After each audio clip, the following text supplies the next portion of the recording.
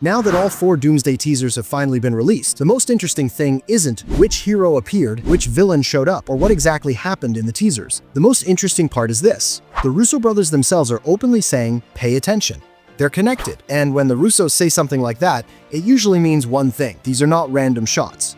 This is layered storytelling. Personally, it really feels like all 4 teasers are showing different locations, different characters, and different emotions. But in reality, they're all pointing in the same direction. They're all repeating one single theme, and that theme is children who should not exist, children who were never supposed to be born, or children whose very existence breaks the rules of the multiverse. And this is where the real horror story of Avengers Doomsday begins. Before we break down the theory, we need some context. After the Loki series, the MCU no longer has a strict multiverse control system. Earlier, there was the TVA. There was the sacred timeline. Everything followed a strict rulebook. If any timeline branched too much, it was pruned. But after Loki Season 2, the multiverse has become a living tree. Free will is allowed. Branches are allowed, but freedom always comes with a price. And that price is instability. And Avengers Doomsday looks like it's going to explore the consequences of that instability. Teaser 1. Captain America. The first Doomsday teaser feels emotional, nostalgic. Everything feels positive. We see Steve Rogers living a normal life, 1940s, and then comes the big reveal. Steve has a child. On the surface, this feels wholesome. Like Steve finally got what he always wanted, a normal, ideal life with a family. But from the multiverse's rulebook, this is a nuclear bomb. This child was never supposed to exist. Steve, staying in the past, created a branch timeline. That branch only survived because the TVA no longer interferes. This is a free will existence possible only because of Loki's new system. And if the multiverse is collapsing, if incursions are happening, these branches would be the first to get erased. From Doom's point of view, this child is a problem, a threat to multiversal stability. Some people argue Endgame happened before Loki, so how is this possible? But they're missing one key detail. Everything that happens in Loki takes place outside of time. The TVA exists beyond past, present, and future. For them, everything happens at the same moment. So whether someone time travels from 1900 to 1995, or from 2010 to 2025 from the TVA or Loki's perspective, it's the same instant. Steve's choice created a dangerous branch. Kang would have pruned it. Loki didn't. Teaser 2, Thor.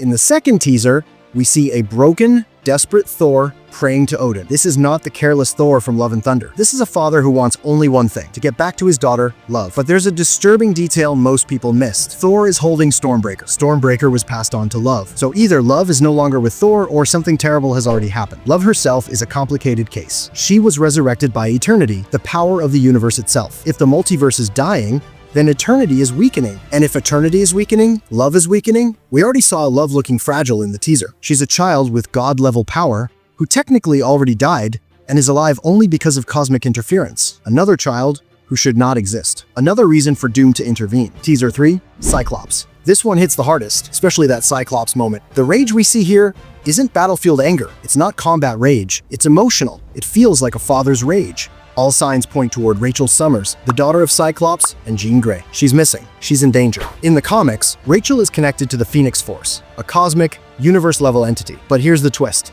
Rachel Summers should not exist. In Days of Future Past, the timeline was altered. Logan changed the past. Scott and Jean survived. They were never meant to live, which means their child was never meant to be born. Rachel is a byproduct of a corrected timeline, another multiversal anomaly, another child-breaking reality. From Doom's perspective, these are loose threads tearing the fabric of existence. Teaser 4. Wakanda, Namor, Fantastic Four. On the surface, this teaser looks political. An alliance forming, but Shuri's line changes everything. I have lost everyone I care about. Most people connect this only to T'Challa and Queen Ramonda, but at the end of Wakanda Forever, Shuri found hope again.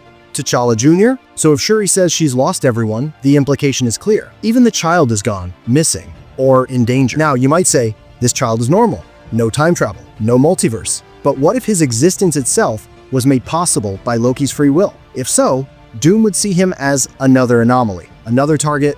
The pattern? Put all 4 teasers together and the pattern becomes crystal clear. Doom isn't fighting heroes. He isn't waging war on armies. Doom is trying to repair the multiverse using his own twisted logic. And in his eyes, the biggest threats are children who were never meant to exist, children born from broken timelines, children powered by cosmic forces, children created by free will. And Doom has likely seen a future where these children destroy everything. This isn't good versus evil. This is order versus chaos. Kang's system had no free will, but it had order. Loki's system has freedom, but also chaos. And the Russo brothers are intentionally telling this story in a fragmented way through the teasers. Every teaser hits the same theme from a different emotional angle, and one last detail confirms this. The Fantastic Four first steps post-credit scene. Doom appearing in Franklin Richards' room is not accidental. Franklin Richards is the most powerful child in the multiverse, a living embodiment of cosmic power, and it's heavily implied that Franklin was never supposed to be born. Reed and Sue tried for years. Nothing worked. My theory?